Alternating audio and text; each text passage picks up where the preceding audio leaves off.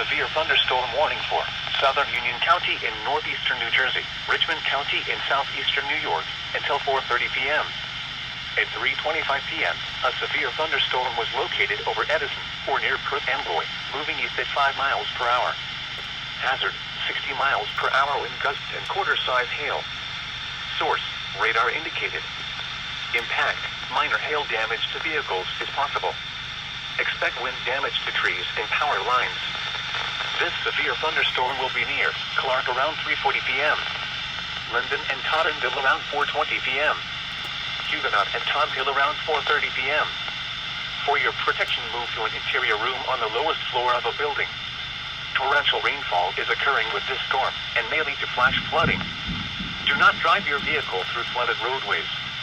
Repeating, a severe thunderstorm warning has been issued until 4:30 p.m. for the following county: Union, New Jersey,